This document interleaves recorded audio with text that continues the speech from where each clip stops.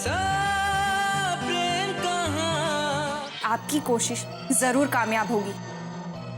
कहीं मुझ पर उम्मीद लगाने की मेहरबानी आप इसलिए तो नहीं कर रहे क्योंकि मैंने रंगराज को अरेस्ट कर लिया। रंगराज से रिलेटेड फाइल तो गेस्ट हाउस वाले चैम्बर में बंद है, तो फाइल मान सिंह के हाथ कैसे लग सकता है? इस शहर को ये बताया जाए कि अब इस शहर का नया मसीहा आ गया है। लेकिन इस वक्त हमारे दिमाग को सिर्फ एक ही चीज परेशान कर रही है और वो है हमारे बाबुल की रिहाई। तुम्हारे दोस्त ने कभी मेरे सवालों के जवाब नहीं दिए और आज तुम भी वही चीज मेरे साथ दोहरा रहे हो। अब मेरे सवालों की तपिश में मेरे आंसू सूखते जा रहे हैं और जो रमेश के लिए मेरे दिल में प्रेम बचा है ना, कहीं ये दुनिया उसे भी ना मिटा दे।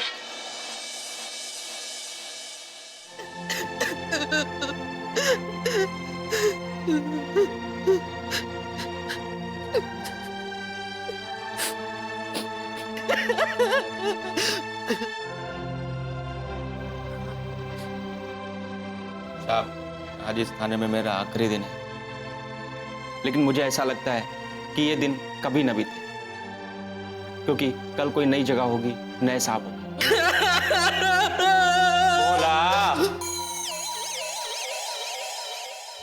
साहब, सब कुछ वही होगा, मगर वहां आप नहीं होंगे। आपकी डांट में छुपा प्रेम नहीं होगा। साहब, मुझे इस बात का बहुत गर्व रहेगा कि मैंने आपके साथ काम किया। आपने मुझे काम ही नहीं, जीने का सबक सिखाया, जिस पर चलकर सारे रास्ते आसान लगते हैं। आपने चैन और सुकून का सही मतलब सिखाया।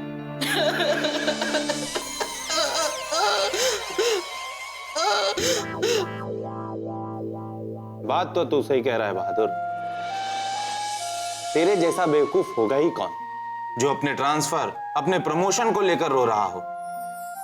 अरे ये तो बहुत खुशी की बात है कि तुम्हारा प्रमोशन हुआ। मैं भी इस बात से बहुत खुश हूं।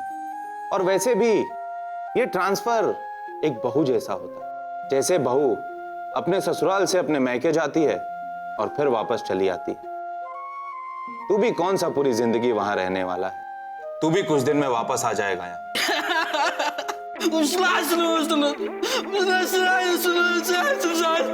ये किस बात से मुखातिब थे? साहब, ये बहुत इमोशनल हो रहे हैं। बोला जरा कम इमोशनल होइए भोला, नहीं तो आपका भी ट्रांसफर करवा दूंगा। प्रमोशन डिमोशन कराऊंगा तुम्हारा तो। नहीं। देख लिया, आप दोनों को झेलना मेरे सिवा किसी दूसरे के बस की बात नहीं, इसलिए आप बहुत जल्द यहाँ वापस आ जाएंगे। साहब, आने वाले कल से उम्मीद लगाकर आज में खुश होना बहुत अच्छी बात है, लेकिन आने वाला पल बहुत फरेबी होता है। ना जाने क्या सपने दिखाकर कब राह से पलट जाए। इसीलिए साहब, मैं कल के सपने नहीं सजाऊंगा। आप लोगों के साथ जो ये पल मिला है वो मैं पूरी तरह से जी लेना चाहता हूँ, क्योंकि कल मैं वहाँ अकेला हो जाऊंगा। बात तो तू सही कह रहा है बहादुर, लेकिन कैसा अकेलापन? कौन सा तू वहां 24 घंटे ड्यूटी करने वाला है? अरे तेरा परिवार है, जाकर उनके साथ समय बिताना जैसे यहां पर बिताया करता था। अरे अकेलापन क्या होता है ये तो मुझसे पूछो। ना यहां पर कोई है और ना ही घर पे कोई पूछने वाली है। साहब, घर पे तो नहीं, लेकिन बाहर तो विक्टोरिया जी है ना।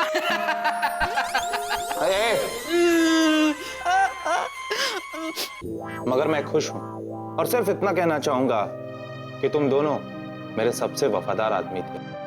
तेरे जाने का मुझे दुख तो नहीं है बहादुर, लेकिन सीने में कुछ कुछ होता है। साहब, ऐसा नहीं हो सकता है कि जिसके चलते बहादुर को फिर से थाने में ले आए। क्यों? बहादुर ने तेरे से कोई उधार लिया है? तो फिर क्यों रखना चाहता है उसे यहां? बहादुर, अब तुम्हें निकलना चाहिए और तुम जिस जगह पर भी जाओ दिल लगाकर, मन लगाकर काम करो। साहब, मैं पूरी कोशिश करूंगा। नई जगह पर जाकर सब कुछ जमीन से शुरू करना पड़ता है। नए लोग मिलते हैं, कभी कभी सामना करने में दिक्कत भी होती है, कभी कभी सब कुछ झट से हो जाता है। जैसे आप यहाँ तो मुझे काम करने में बिल्कुल अपने परिवार की तरह लगता था, लेकिन वहाँ ना जाने कौन सा युद्ध का मैदान।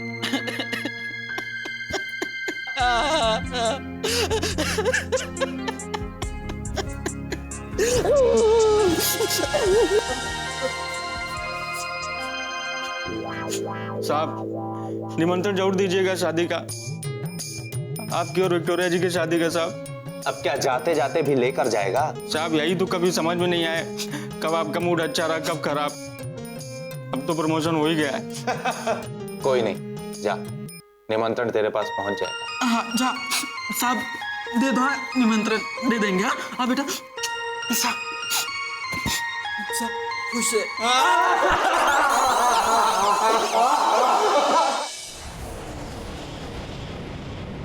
आइए हेम जी।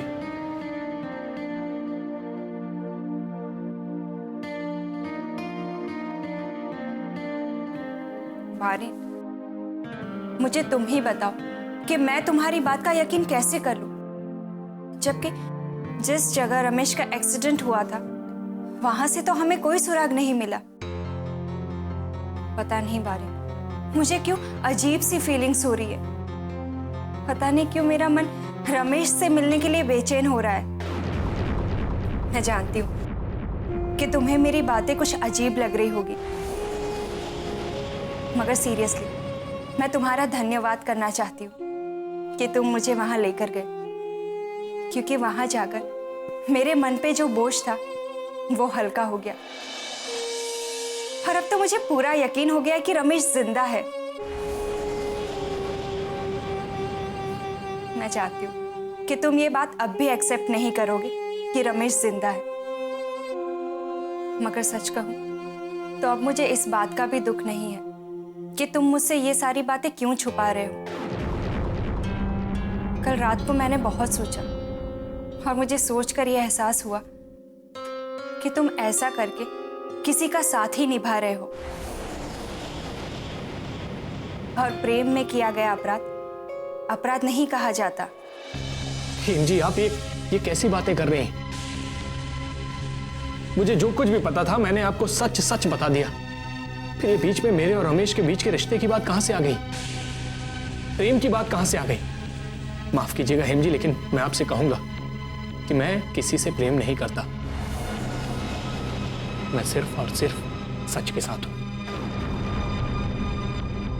क्या तुम्हें कमला से मिलने का दिल नहीं करता?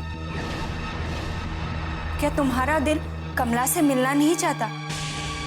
क्या तुम कमला से मिलना नहीं चाहते? कि कमला और मेरी बात अलग है, और रमेश और मेरे बीच की दोस्ती की बात अलग है। लेकिन क्या कमला कामाख्या देवी के दर्शन से वापस आ गई? पता नहीं बारे, इन सब परेशानियों में घिरे रहने की वजह से मुझे नहीं पता कि कमला वापस आई है या नहीं। मगर बारे, अगर तुम बुरा ना मानो तो मैं तुमसे एक बात पूछ सकती हूँ? क्या तुम्हारा दिल कमला के लिए नहीं दुखता? क्या तुम्हें दर्द नहीं होता? जी, आप मुझसे जिन सवालों के जवाब की उम्मीद कर रहे हैं, सच पूछे तो उन सवालों का जवाब मुझे भी नहीं पता। मैं तो इतना भी नहीं जानता कि कमला के लिए मेरे दिल में कौन सी फीलिंग्स हैं। हाँ, मैं बस इतना जानता हूं कि जो कुछ भी है एक दोस्त की फीलिंग्स से बढ़कर है। कभी कभी उसके फिक्र में मैं इतना बेताब हो जाता हूं कि उसका हाल चाल लेने के लिए पागल हो जाता हूं और उसे तकलीफ में डाल देता हूं। और मन का क्या? तुम्हारे मन में उठी हुई ये भावनाएं, क्या उनका भी तुम गला घोट दोगे? हेम जी, कभी कभी हमारे अंदर की भावनाएं भी हमारे साथ खिलवाड़ करती हैं। वो जानना चाहते हैं कि हम उसे कंट्रोल कर सकते हैं कि नहीं। न जाने कैसे अजीबोगरीब सवाल पूछती हैं और उसका जवाब चाहती हैं। लेकिन प्रेम के मामले में सिर्फ मुझे इतना ही समझ में आता है कि फीलिंग्स की रिस्पेक्ट करना ही प्रेम कहलाता है। फिर उसके बाद आता है सामने वाले की मर्जी और सिचुएशन के अनुसार उसे समझाना, ना कि अपने भावनाओं को थोपना। वो कहते हैं ना कि सामने वाले को जितना ही समझाओगे आप, आपका प्रेम और भी गहरा होता जाएगा। और ये सब बातें आपसे ज्यादा भला कौन जानता होगा।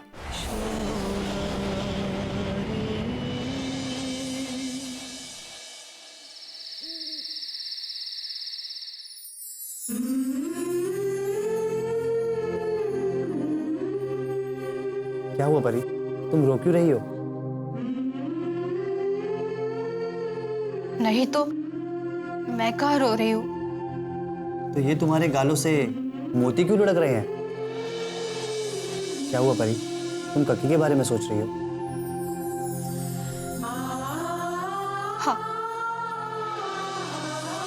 मैं कक्की के बारे में सोच रही हूँ। मगर क्या मेरी कक्की के बारे में सोचने के लिए मुझे पूछना पड़ेगा? कक्की ने मुझे धोखा दिया, मुझे भूल गई, लेकिन मैं उसे कैसे भुला दूं? किसने कहा तुम कक्की को भुला दो?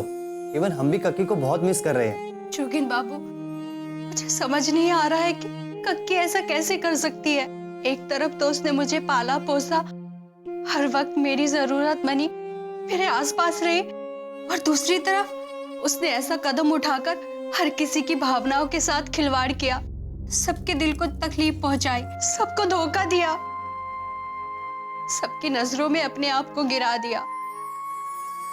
पर ये सब होने के बाद भी मैं ये कहूंगी कि मेरी कक्की बुरी नहीं है। अरे तुम इतना मत सोचो, हम सब जानते हैं कि कक्की दिल की बुरी नहीं है। कक्की ने ऐसा क्यों किया और किन हालातों में किया, हम सब समझते हैं। मगर कक्की को ये सब करने की क्या जरूरत थी? कक्की बस परिस्थितियों को नहीं समझ पाई परी और हालात का शिकार हो गई। इसमें कोई बहुत बड़ी बात नहीं है।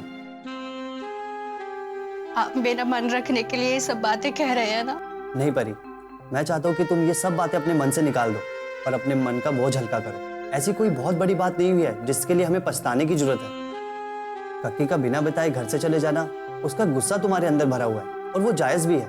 देखना, जब हम कक्की को घर पे लाएंगे ना, तो तुम अपना सारा गुस्सा उन पर निकाल लेना, खूब झगड़ना उनसे। मगर हाँ, जब तक कक्की नहीं आती तब तक तुम अपना गुस्सा मेरे पे निकाल सकती हो। मैं तुम्हारा पंचिंग बैग बनने को तैयार हूँ।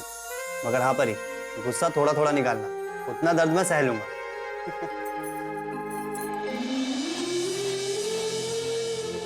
क्या हुआ परी?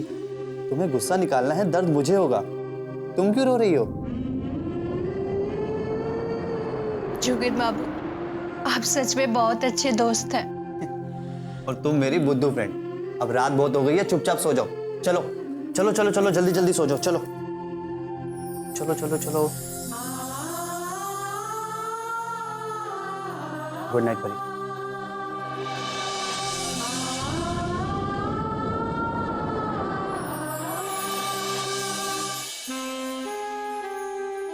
जोगिन,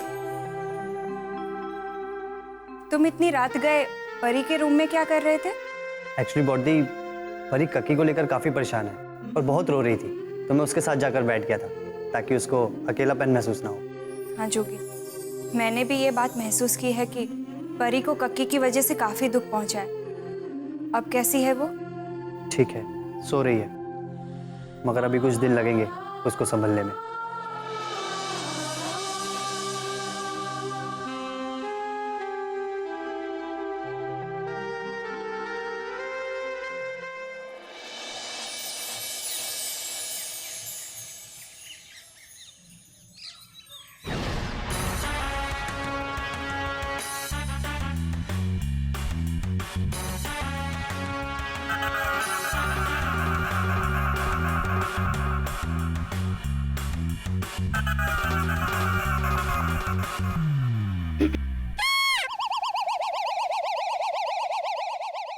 हो गया? आपके घर में चोर है, चोर है, चोर है, चोर है आपके घर में। अब कुछ काम की बात कर ले। काम की बात तो बैठ के करना पड़ेगा ना। बैठ जाऊं? बैठिए।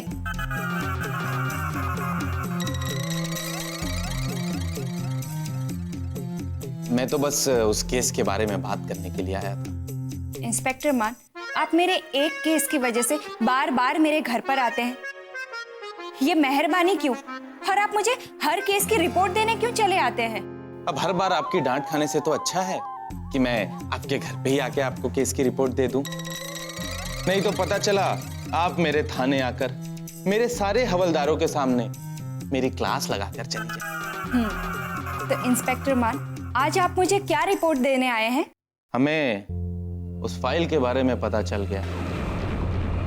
ये एक कैंसर अभियान है। यहाँ पे हर डॉक्टर का होना बहुत जरूरी होता है। जानती हो, दुनिया में सबसे ज्यादा उन लोगों को ये बीमारी होती है जो पान, तंबाकू और गुटखे का सेवन करते हैं। मुझे एक बात समझ में नहीं आती, आखिर लोग ये गंदी गंदी चीजें खाते क्यों हैं?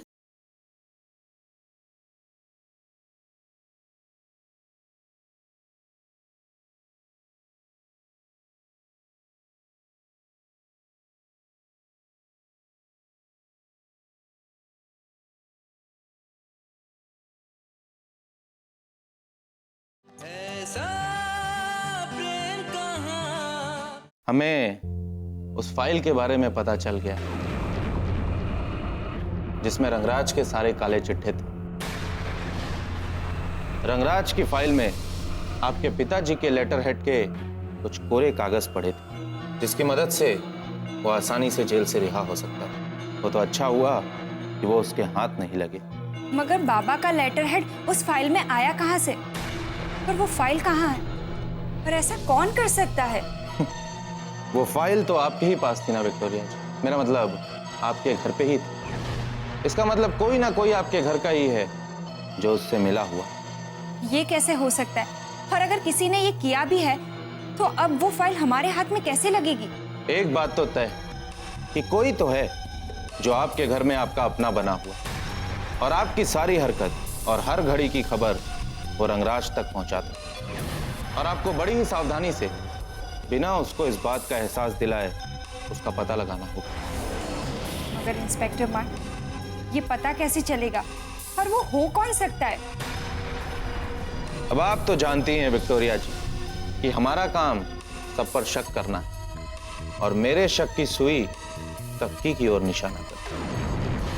आपकी कक्की शायद किसी लालच में या किसी दबाव में आकर ऐसा कर, क्योंकि कक्की ही आपके घर की वो कमजोर कड़ी है जिसे कोई भी आसानी से तोड़ सकता है।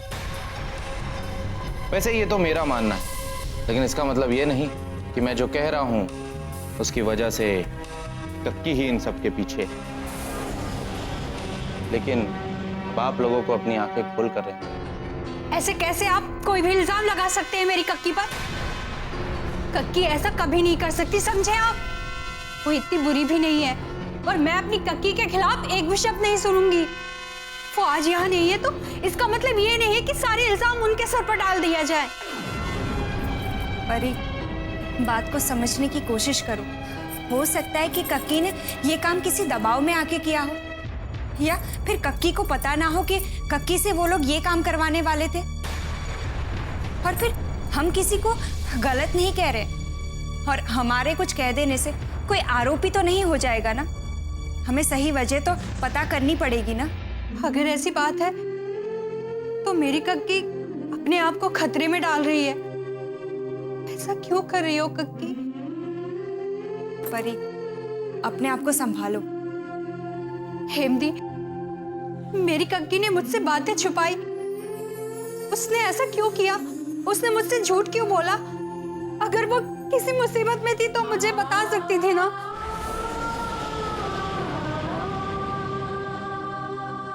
तुम चिंता मत करो।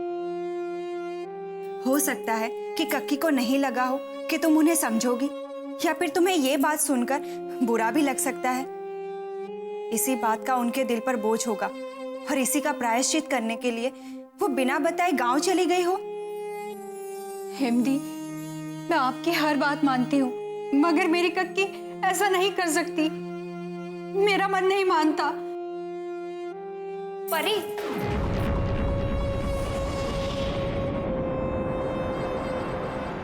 आई एम सॉरी विक्टोरिया जी, मुझे नहीं पता था कि मेरी इस इंफॉर्मेशन की वजह से आपके घर में इतनी प्रॉब्लम हो जाएगी। नहीं इंस्पेक्टर मान, आपको ऐसा सोचने की जरूरत नहीं है, बल्कि आपके इस इंफॉर्मेशन से हमें सिचुएशन को संभालने में और मदद मिलेगी।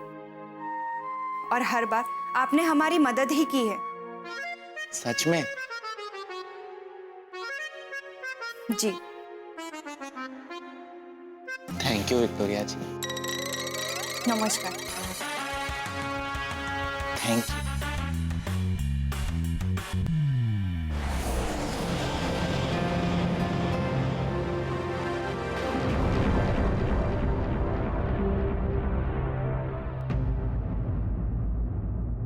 हमें आए हुए 2 दिन भी नहीं हुए और आप मुझे अकेला छोड़कर जा रहे हैं। कमला, तुम तो ऐसे कह रही हो जैसे मुझे तुम्हें छोड़ के जाना अच्छा लग रहा है। लेकिन क्या करूं, ये एक कैंसर अभियान है। यहाँ पे हर डॉक्टर का होना बहुत जरूरी होता है।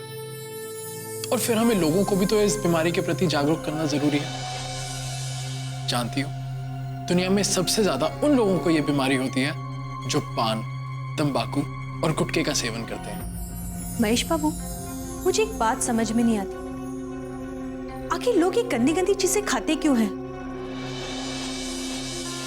देश में कितनी अच्छी अच्छी चीजें हैं खाने के लिए, उसका सेवन क्यों नहीं करते? हाँ, ये बात तो तुमने बिल्कुल सही कही। चलो अब जरा तुम मेरा बैग पैक कर दो, और प्लीज ध्यान रखना कि मैं सिर्फ 3-4 दिन के लिए जा रहा हूं, तो उसी हिसाब से बैग पैक करना। बाहर सफर पे जाते हुए 3-4 कपड़े साथ में रखना बहुत जरूरी है।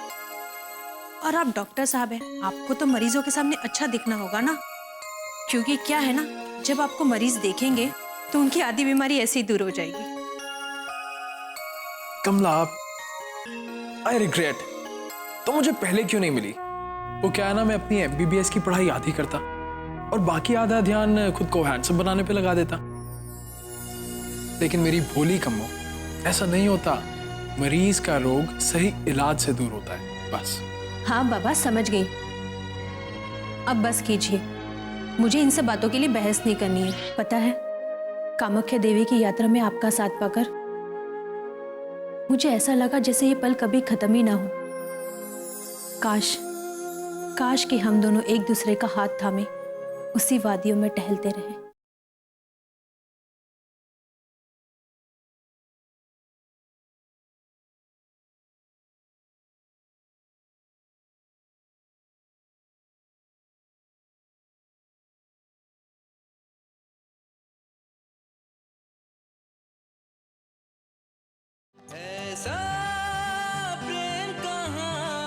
मरीज का रोग सही इलाज से दूर होता है, बस।